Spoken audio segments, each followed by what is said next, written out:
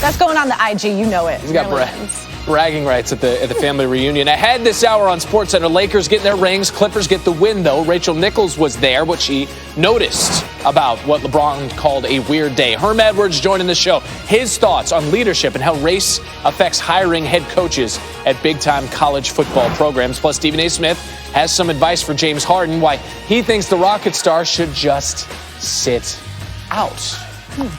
Very interesting. And we always like to listen to Stephen A. Smith. He gives good advice, I would think. We do a lot of listening to Stephen A. Smith. You've heard us. Now you see us. Ashley Brewer, Randy Scott, continuing with you on SportsCenter on this Wednesday afternoon. Last night, we said sort of a soft launch in the NBA because opening night number 2 is tonight, and it is loaded.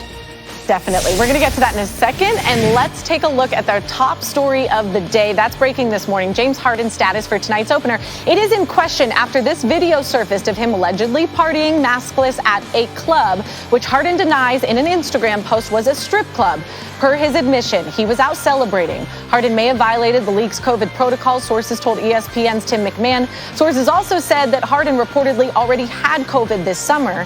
NBA rules do prohibit players, even those who have recovered from COVID, from going to bars, lounges, clubs, and socially gathering with 15 people. All right, no changes to the status of the Lions and Bucks game on Sunday. Virtual meetings, though, this morning, and an outdoor practice in the afternoon is the plan for the Lions after several coaches have been deemed close contacts after contact tracing following 2 positive COVID-19 tests. They're going to be away from the facility until further notice.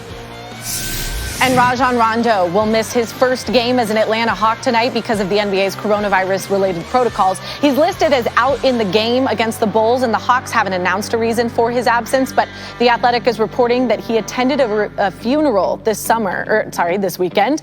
He cannot play until he clears the league's COVID-19 protocols. So we have 13 games on the NBA slate tonight. Lot of good ones. Giannis and the Bucks in Boston to take on the Celtics and the Raptors. Remember, they're playing in Tampa this season. They host Zion and the Pelicans. And as for other familiar faces in new places, in Philly, Doc Rivers making his 76ers coaching debut. He has been with the Clippers for the past 7 seasons, and now he will face a new-look Wizards team with Russell Westbrook making his debut for Washington. So you got Philly, Washington. Well, as for the team that traded Westbrook, the Rockets, they'll have a debut with several new players against the Thunder. John Wall, one of those guys, he's playing in his first game since December of 2018. And DeMarcus Cousins playing in his first game since the 2019 NBA Finals. Gordon Hayward expected to play for the Hornets tonight in Cleveland. Remember, he suffered a finger injury less than about 10 days ago. Well, he averaged over 17 points per game last season with Boston. And finally, out to the desert, Chris Paul's son's debut. The 10-time All-Star is on his 3rd different team in 3 seasons. Phoenix hosting Luka Doncic and the Mavericks, and that game is on ESPN at 10:30 Eastern. We're joined now with Shanae Ogumake, and I gotta know, what are you looking forward to in this highly anticipated Mavs versus Suns game? Well, I will be tuning in for the big 3 in the Valley. I'm talking about Devin Booker, Chris Paul, and DeAndre Ayton. The Valley boys have gone from boys to men. Yeah, one of my favorite groups. I cannot wait to see how Chris Paul is really going to unlock more of Devin Booker's game, seriously, like he has done last year with the young players in OKC. Devin Booker already gives us, 27 points a game, and now you bring in a floor general that will be taking a lot of the pressure off of him. Phoenix got better, and you can only imagine that with a better Chris Paul, Devin Booker will be better as well. But now on the other side of the ball, Luka Doncic at 21 years old is just scratching the surface of his potential. He is a triple-double machine, and if the game is close, especially late, do not give that young man, the final shot. Luka could be looking at an MVP year if his team wins enough games. But, to start, this is a tall task against this new big 3 in Phoenix. Yeah, and as we mentioned earlier, Luka is the favorite to win the MVP title over Giannis, but we'll see how this all plays out. As we mentioned, 13 games on the schedule tonight. I want to know your top 3 storylines that you were most intrigued by. Feel free to drop some Boys and Men lyrics if you want to. I don't know if I'll sing. Okay. They always tell me, I call this place Glee ESPN because I sing too much. But I have 3 games really circled on my schedule tonight. So let's start with the Wizards versus the 76ers. This is the debut of Russell Westbrook as a member of DC. Say what you want about the Brody, but he does go hard in the paint. That's another lyric, but a different group. Now you have that motor, that same engine reunited with his former coach in Scott Brooks, and now tag teaming with probably the most underrated player in the NBA, the walking bucket who averaged 30, Bradley Beal. Now another game that I can't wait for, Bucks at the Celtics.